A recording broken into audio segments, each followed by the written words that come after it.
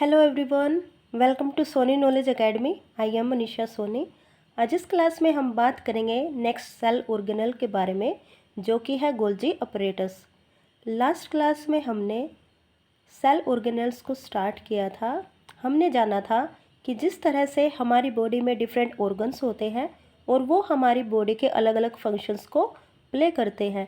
जैसे हमारी आंखें देखने का काम करती है, हमारा हार्ट ब्लड सर्कुलेट करता है, उसी तरह से हमारे लंग्स रेस्पिरेशन का काम करते हैं। उसी तरह से एक सिंगल सेल में ये सभी सेल ऑर्गेनल्स प्रेजेंट होती हैं, जो सेल के अलग अलग फंक्शंस को प्ले करती हैं। सो स्टूडेंट्स, न्यूक्लियस को हम पहले कवर कर चुके हैं। लास्ट क्लास में हमने एंडोप्लाज्मिक रेटिकुलम के बारे में भी डिस्कस किया था। अगर आपने उसे नहीं देखा है तो आप मेरे चैनल पे जाके उसे देख सकते हैं। इस वीडियो के कमेंट सेक्शन में उसका लिंक दिया हुआ है, आप उसे देख सकते हैं। सो स्टूडेंट्स, आज हम बात करते हैं गोल्जी अपरेटस की, कि गोल्जी अपरेटस क्या होता है और सेल में ये क्या फंक्शन प्ले करता है। सो स्टार्ट करते हैं आज की क्लास। सो गोल्जी अपरेटस एक सेल ऑर्गेनेल है।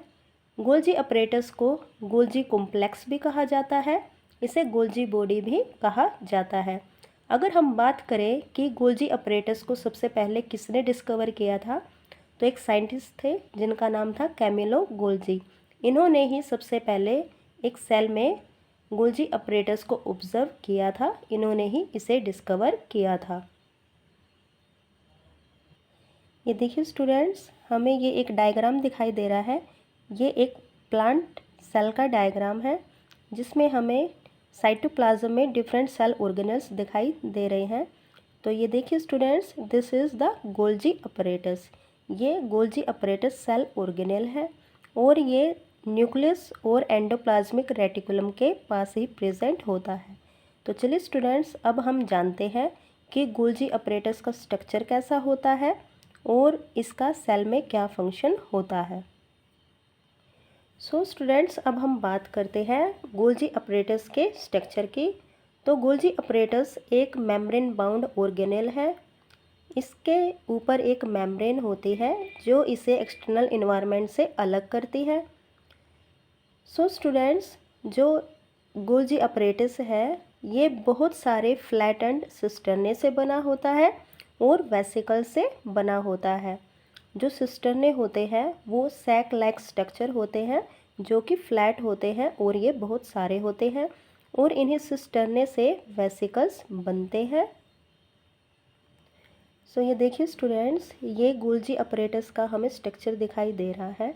ये जो हमें सैक लाइक स्ट्रक्चर दिखाई दे रहे हैं, इन्हें हम सिस्टर्ने बोलते हैं और इन्हीं से ये राउंड जो हमें स्ट्रक्चर दिखाई दे रहे हैं, इन्हें हम वेसिकल्स बोलते हैं। ये सिस्टर्ने से ही बनते हैं। सो स्टूडेंट्स, जो ये सिस्टर्ने होते हैं ये एक दूसरे के पैरेलल ही अरेंज होते हैं और जब ये ऐसे अरेंज होते हैं तो ये एक स्टैक की फॉर्म में, एक बंडल की फॉर्म में प्रेजेंट होते हैं और उस स्टैक को हम बोलते हैं सिस्टर्न्स। तो स्टूडेंट्स, जो सिस्टर्ने होते हैं वो आपस में पैरेलली अरेंज होंगे और एक स्टैक की फॉर्म में हमेशा प्रेजेंट होंगे और इस एक स्टैक को हम बोलते हैं सिस्टर्न्स और इन सिस्टर्ने से ही वेसिकल्स बनते हैं। अब हम बात करते हैं स्टूडेंट्स कि जो गोल्जी अपरेटस होता है वो कॉम्प्लेक्स सेलुलर मेम्ब्रेन सिस्टम का एक पोर्शन बनाता है। अब कैसे बनाता है, तो इसका मतलब ये है कि जो गोल्जी अपरेटस की मेम्ब्रेन होती है वो एंडोप्लाज्मिक रेटिकुलम की मेम्ब्रेन के साथ कनेक्शन बनाती है। इसी वजह से Golgi apparatus complex cellular membrane system का एक पार्ट बनता है, उसका एक पोर्शन बनता है। तो अब हम इसका फंक्शन, जो गोल्जी अपरेटस है उसके फंक्शंस में समझते हैं कि गोल्जी अपरेटस की मेम्ब्रेन का एंडोप्लाज्मिक रेटिकुलम की मेम्ब्रेन से कनेक्शन होने का क्या मीनिंग होता है। सो स्टूडेंट्स, अब हम बात करते हैं गोल्जी अपरेटस के फंक्शंस की, कि एक सेल में गोल्जी अपरेटस क्या फंक्शन प्ले करता है। सो स्टूडेंट्स, सेल में जो भी प्रोडक्ट्स होते हैं, जो मटेरियल्स होते हैं, गोल्जी अपरेटस उन्हें स्टोरेज करेगा उनकी मॉडिफिकेशन करेगा, फिर उनकी पैकिंग करेगा। किन में? वेसिकल्स की फॉर्म में ये उनकी पैकिंग कर देता है। मीन्स ये जो भी मटेरियल्स होते हैं, जो प्रोडक्ट्स होते हैं, उन्हें स्टोर करने का काम करेगा। अगर उनमें कुछ चेंजेस की रिक्वायरमेंट है तो उनमें वो चेंजेस करेगा, उन्हें मॉडिफाई करेगा और फिर उनकी पैकिंग कर देता है। और पैक किसकी फॉर्म में करेगा? वेसिकल्स की फॉर्म में उन्हें पैक कर देता है। अब हम बात करते हैं स्टूडेंट्स कि जो गोल्जी अपरेटस की मेम्ब्रेन है उसका एंडोप्लाज्मिक रेटिकुलम से क्या रिलेशन होता है। तो स्टूडेंट्स अभी हमने बात की थी कि जो गोल्जी अपरेटस होता है वो न्यूक्लियस और एंडोप्लाज्मिक रेटिकुलम के पास ही प्रेजेंट होता है। तो स्टूडेंट्स जो भी मटेरियल एंडोप्लाज्मिक रेटिकुलम ने बनाए हैं, लास्ट क्लास में हमने बात की थी कि एंडोप्लाज्मिक रेटिकुलम प्रोटीन्स बनाता है, लिपिड्स बनाता है। तो जो भी मटेरियल एंडोप्लाज्मिक रेटिकुलम ने बनाए हैं वो मटेरियल्स गोल्जी अपरेटस ले लेता है।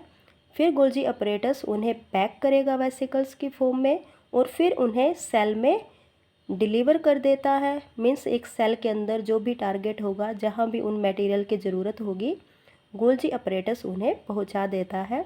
अगर उन मटेरियल्स की सेल से बाहर की तरफ भी ज़रूरत होती है तो गोल्जी अपरेटस उन मटेरियल्स को वहाँ भी ट्रांसपोर्ट कर देता है।